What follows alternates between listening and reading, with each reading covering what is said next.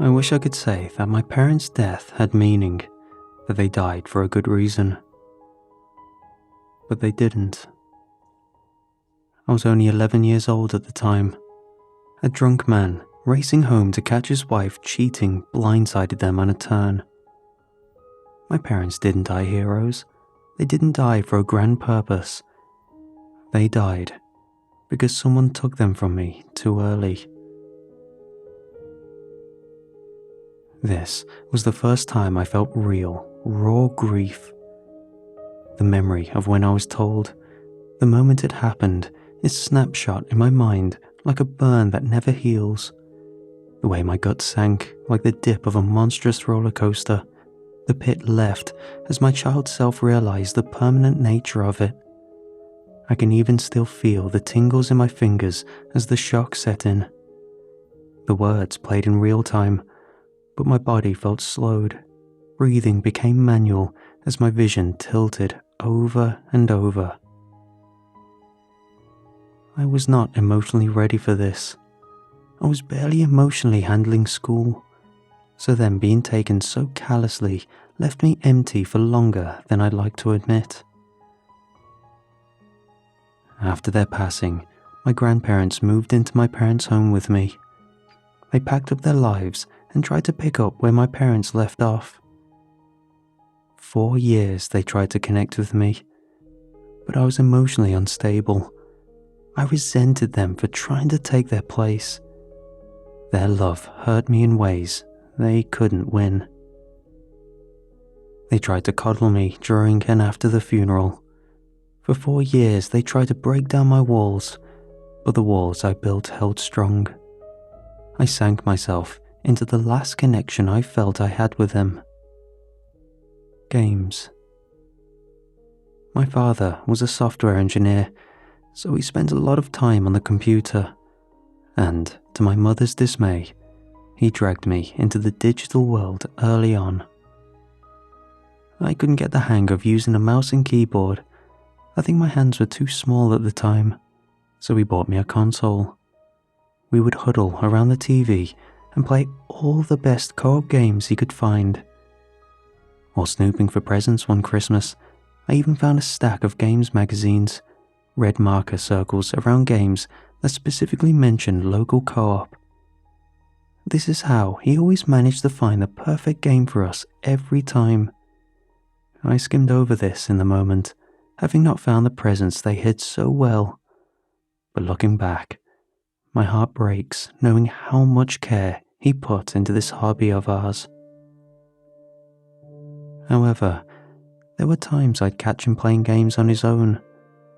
He was a PC gamer born and bred, so that was where I'd find him playing solo. But he never seemed to put the same energy into finding new games to play. Rather, I'd always see him playing games of pixels and numbers, simulation games from his era of gaming. I'd ask to play too, but he'd always tell me I was too young for these kinds of games, and that when I was older, he'd show me how to play them. This always welled mixed feelings of annoyance in the moment and anticipation for that time to come. But eventually, games lost their luster. No matter how much I played, trying to honor them in my mind, I was now playing solo. Not seeing the screen split with another player alongside me was a constant reminder of the pain. I was almost exclusively brought up on split-screen co-op experiences. I was never into playing without my dad.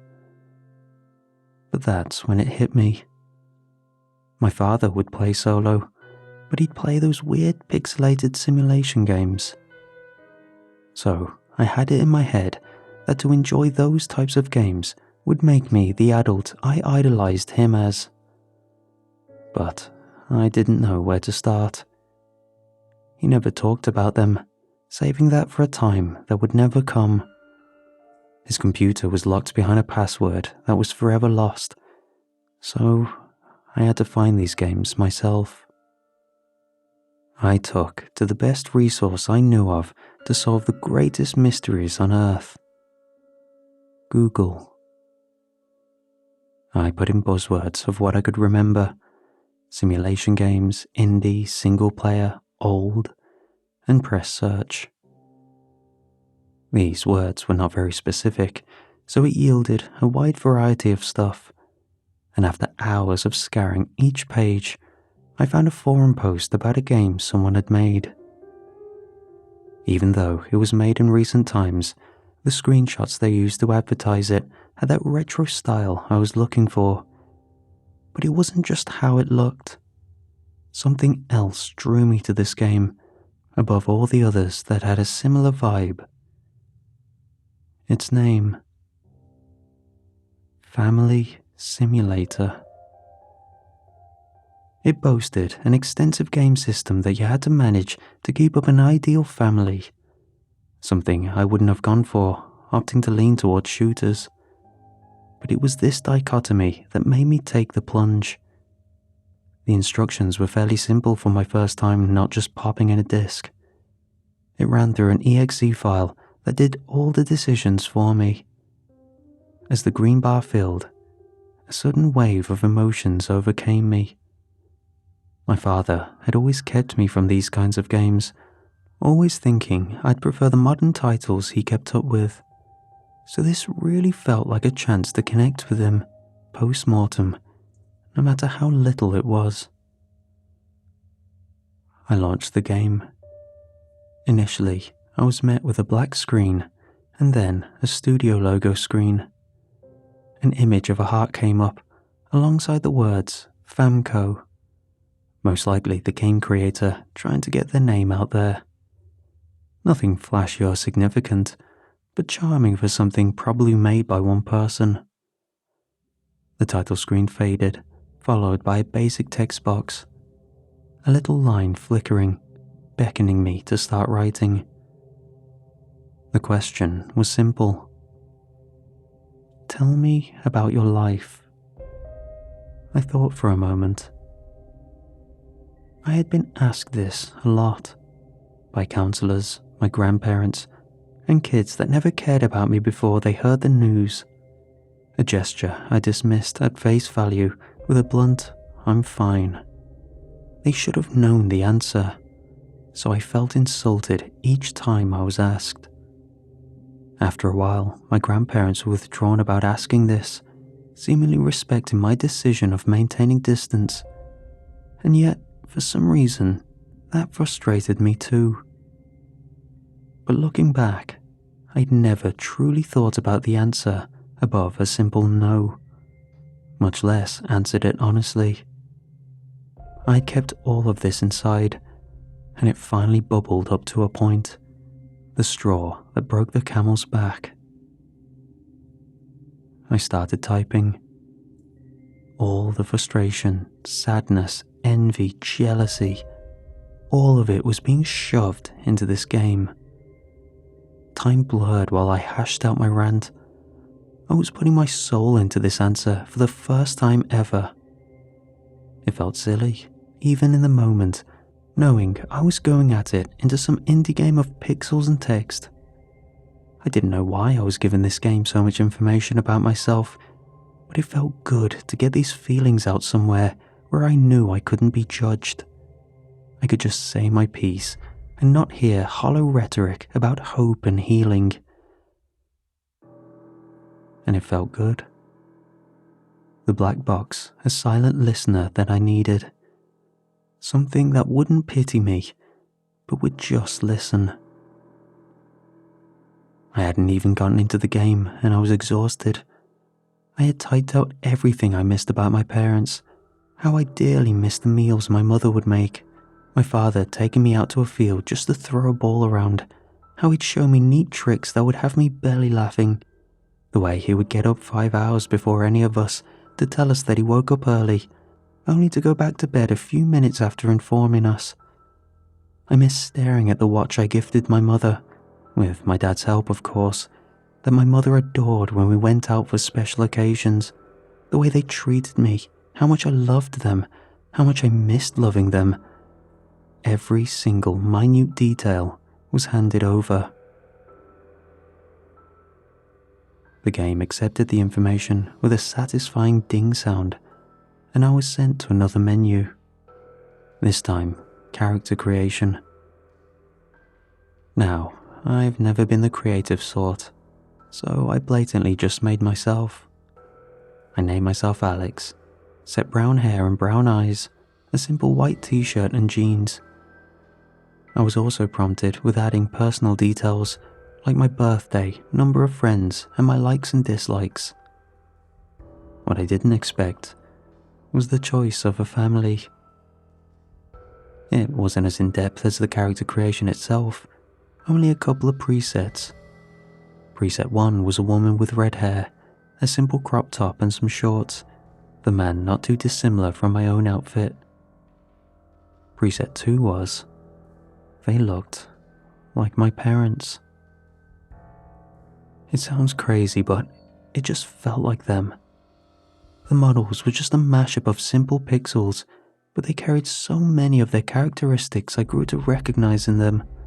The jovial look my mother wore on a near constant basis, my father's stoic stature that exuded the confidence that he was always trying to pass on to me. It was uncanny. I was at a bit of a loss. I know I missed them, but I didn't realize how much I still miss them. Even after 4 years. I mean, for a second, I'd been convinced that these were my parents in some way. The game was something I was looking to sink some time into as a distraction, but now it fully captured my attention. I accepted all the settings and the game loaded up. It played a scenic shot of the house before fading to me in a room with a family. But as soon as I spawned in, I was shook with a loud bang. I jumped a little in my seat and my heart raced at the fright. "Alex, go to bed. You have school tomorrow. Those games are going to make you sick." It was my grandmother on the other side of my door. I always had my door locked, so this was how she would communicate with me. I checked the time, and it was already 2 a.m. As much as I hated to admit it, she was right. But sleep didn't come easy, with my curiosity swirling around my head about this new game. Perhaps I was mistaken, but the thing I had seen as the game had just loaded in was too much to be a coincidence, surely. It couldn't have been a mistake. The setting was a near-perfect rendition of the house I grew up in, the house I was in right now. The more I thought about it, the more excuses I made to cope. How had the game replicated these things so perfectly? But it was the room that was what I couldn't explain. I saw a dining room, but the details were too familiar. The shade of wood on the square dining table, the layout of the cabinets, the door that led to the kitchen. It was almost entirely the same. It could have been coincidence. My house was a common suburban build, with similar layouts in the rows of houses near me, but it was the layers of coincidences that had me stumped on an explanation. I breathed a sigh of relief as I realized that I was the one that handed details over. Perhaps I really had given the game too much information. This thought didn't entirely settle me, but it eased my mind enough to get some sleep.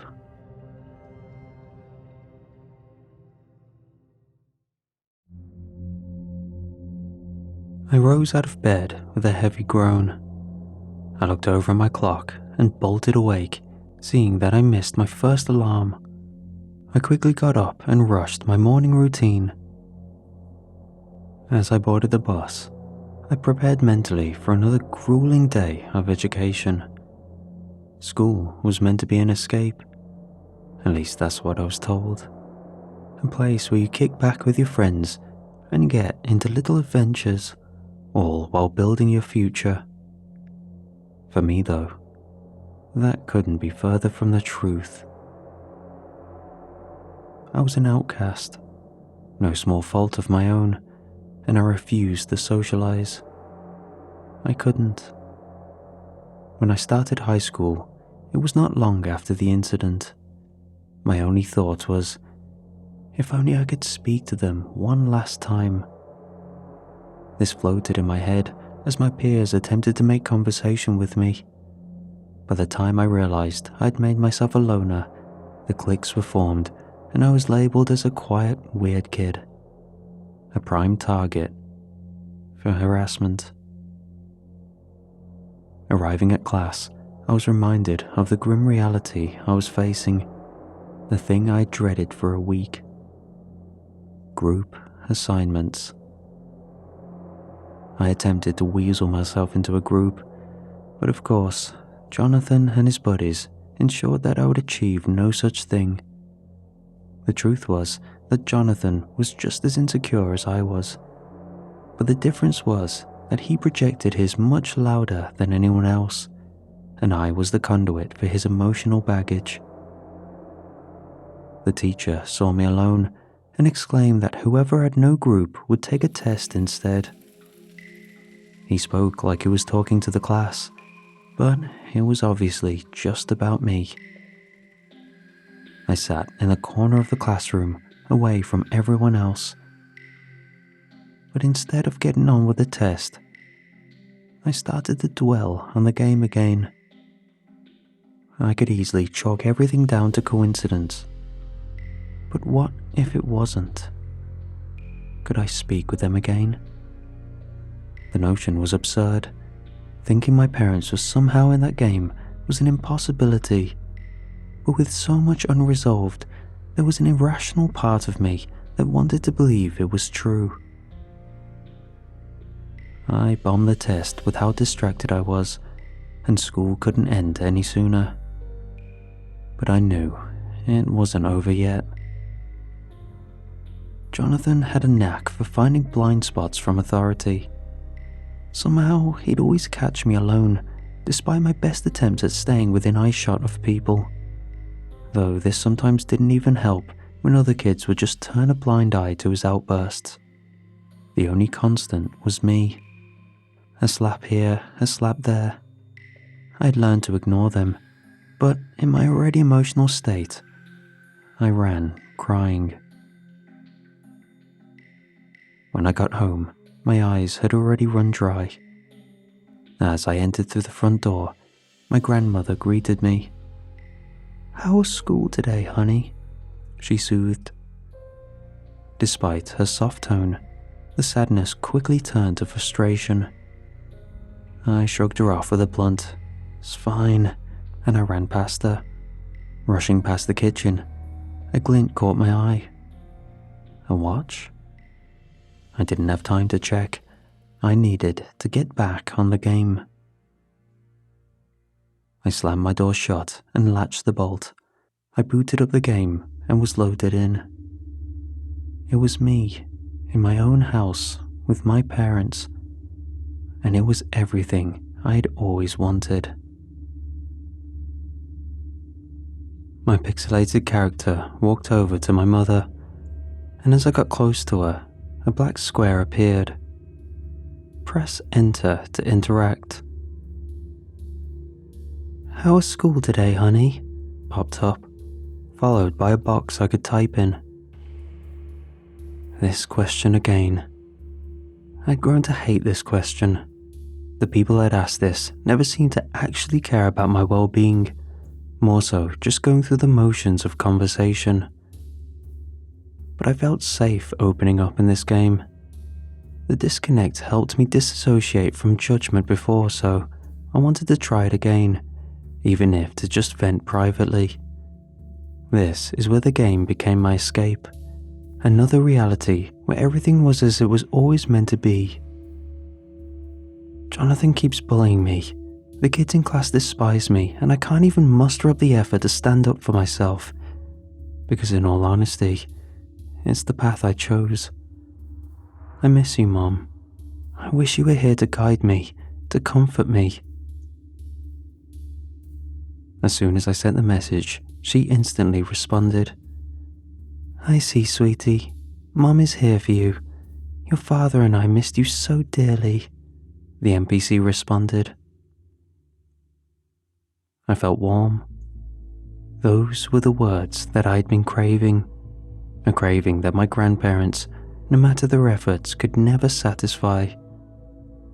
The dialogue option disappeared, and with it, so did my ability to interact with her. The sadness lingered over the fact that the interaction was so short, but I wanted to see more. I decided I would take some time and explore the house, and maybe see if I could interact with her father too. I walked down the corridor of my childhood home towards my father's office. A prompt appeared asking me if I wanted to knock on the office door, and I accepted. He called to come in, and the screen faded out and back in to us in the office. In reality, it was now a room full of boxes still unpacked from my grandparents moving in, but here, the room was back to life. My father sat at his desk, which spanned the majority of the small office's width. This time, the conversation began without a need for me to initiate any prompts. The words of my NPC father flashed across the screen. "Hey champ, everything alright?" No text box came up for me to type in. Instead, this time, I was met with two choices: yes and no. After the talk with the mother, I was feeling a lot better, so I chose the first option. "That's great to hear, champ," he responded. This made me smile. Though he would cycle through nicknames and titles to call me, champ was sometimes one of them. It might have been added as a cliche, but even as a coincidence, it still made me happy. Then the NPC asked me if I wanted to play ball with him. Even though I knew it was all virtual, there was still a small excitement at the idea of playing ball with my dad again. The screen faded to black, and we were in the yard. We passed the ball around for a few minutes, the game looking like nothing more than a PowerPoint presentation animation. But in its own way, it was endearing. Sleep came easier this time. For the first time in recent years, I was fulfilled, as if I had felt parental connections again, even if only virtually. Still, some unease set in as I contemplated the legitimacy of the interactions I just had. If they were simply the execution of basic code, or something more. In the moment, I was absorbed with trying to connect to my parents, but lying in bed, I was debating whether feeling satisfied emotionally from a bunch of pixels was healthy.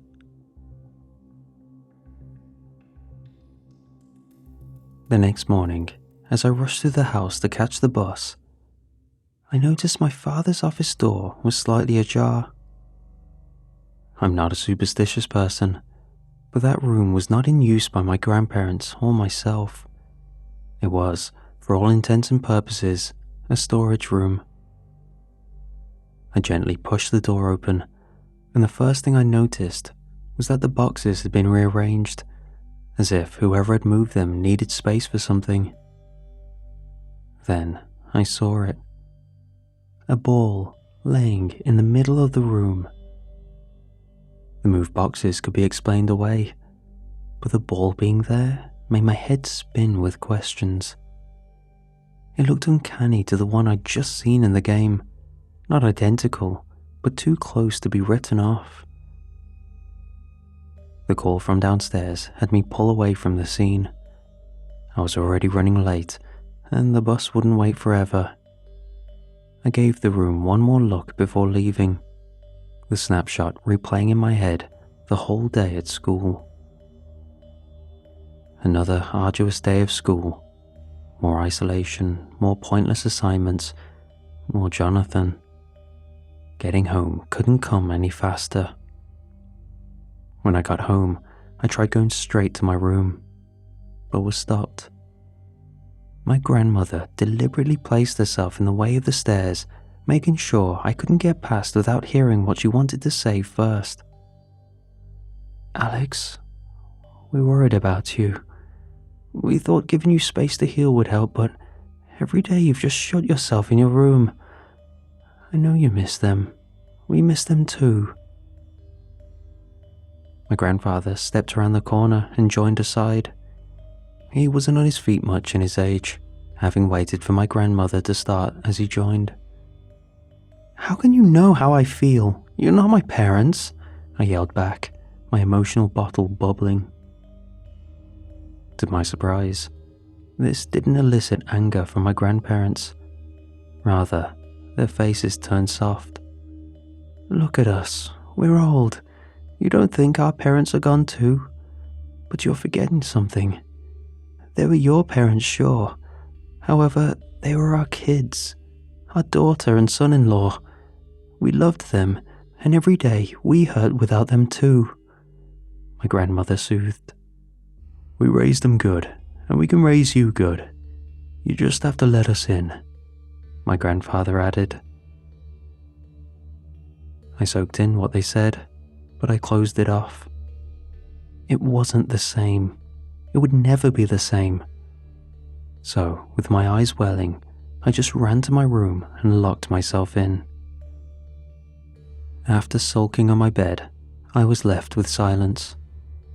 I hated being with my thoughts, so I turned to the noise I used to drown them out. The game.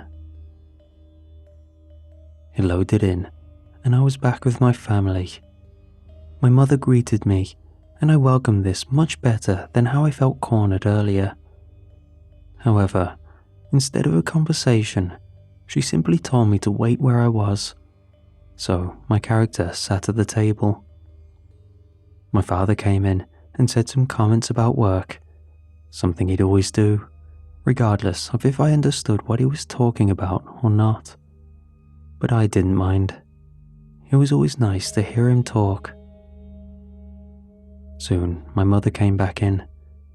Her outfit had changed, a more fancier apparel. Instead of normal house clothes, she wore a red dress and her hair was made up into a bun. Her arms were bare, which is how I spotted something that stood out. In the game, it looked like a few red pixels with a yellow dot in the middle. Unmistakably, a watch. And my heart was in my throat. It was uncanny to the watch my father and I had gotten her for her birthday. Red band with a gold face. It really was them. My eyes balled hard trying to take this in. "We have a surprise for you," she said, and I knew what it was before I saw it. Because I smelled it. The smell of cake wafted in, and I instantly recognized it. A Black Forest Gâteau. The cake she always made me for my birthday. In the game, she pulled it out and set it on the table, candles already set on top. I checked the date on the bottom right and completely forgot what day it was. I hadn't celebrated my birthday since they passed. My grandparents tried to, but I always dismissed it. It was hard to think of my birthday as a celebration without my parents. A jingle played to the tune of the birthday song, and confetti flew around the room. My parents looked elated as my character blew out the candle, something I wouldn't have been able to do in my current heaving state. But the smell lingered longer than I thought. At first, I thought it was my emotions getting the better of me, but there was the unmistakable smell of cake in my room. "Happy birthday, son," they both exclaimed. "We want to take you out for your birthday. Our treat," my mother said. "Pick any place you want. Where do you want to go?" my dad asked.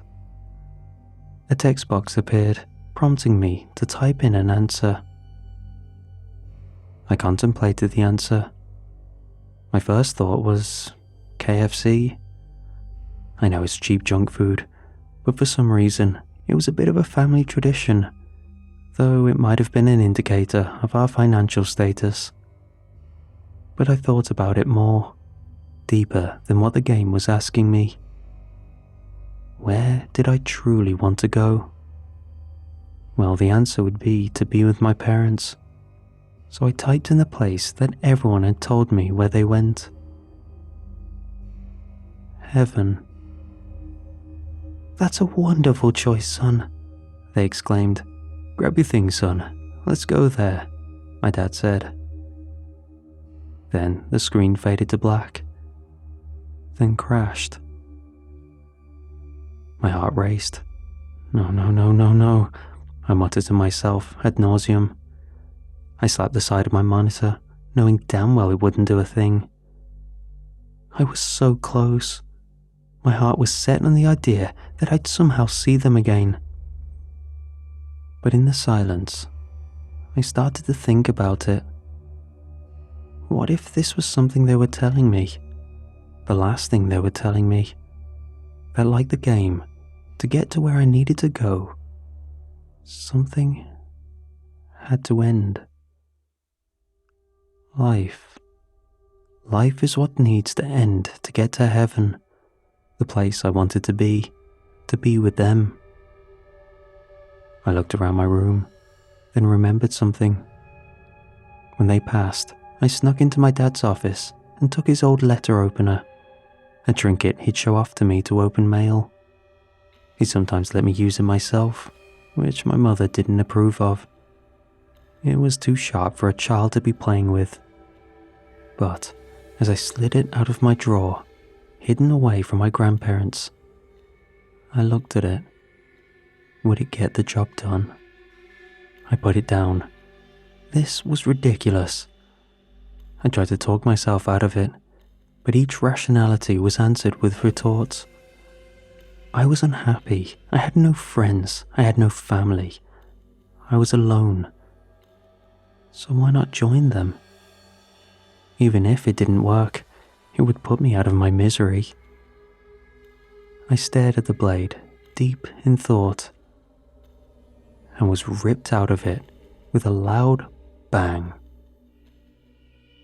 Alex, can you get out here, please? It was my grandmother on the other side of the locked door. The shuffling footsteps I could hear catching up must have been my grandfather. They had no idea what I was up to. There was no way for them to know, so they must have been just bothering me. My eyes returned to the knife once more, the thoughts coming back. Yet I was ripped from it yet again with bangs, more of them this time. If you don't want to come out, can you at least let us in? This was new. They never tried twice. The door acted like a voicemail. They'd say their message, then leave me to respond to it or not. Let us in. Those words lingered in my head. I always went to them, but I never let them in. This was my space I'd carved out for myself, and I used it to keep everyone out. This was the choice I had. Go through with a plan to see my parents, or see what they wanted. And it was the hardest choice of my life. The silence of the room weighed down on me, and my breath shallowed. Could I make it quick? How painful would it be? Would I actually see them? But the lingering thought was, if I could do it with my grandparents on the other side of the door. So I went with the second option, to see what they wanted. I hid the knife and slowly unlocked the door. Stood outside were my grandparents, big grins on their faces. "Happy birthday, Alex," they said, enthused. I didn't know how to respond, and they continued. "I know you don't like to celebrate, but we have something special for you. Come with us," my grandmother said. So I did, my mind too foggy to do otherwise. They led me to the kitchen, and in the middle sat a cake, an exact replica of my mother's Black Forest Gateau. This opened me up. What? How? How did you... Why? I was too stunned to form a question, too many of them flying through my mind. Remember, Alex, she had to learn it from somewhere. Making this cake for your mother was a tradition that started with me, she said proudly. I got something for you too, Alex, my grandfather wheezed, the walk from the stairs taking the wind out of him. He hobbled over with a box, wrapped in a red ribbon. I looked at it, not having any idea what they could have gotten me. They didn't know me, not in a personal way, to not get me something generic. But I couldn't not open it with them watching me. So I slipped the ribbon off and looked at what was inside. It was something that made my head light from shock, needing to have to sit down after seeing it.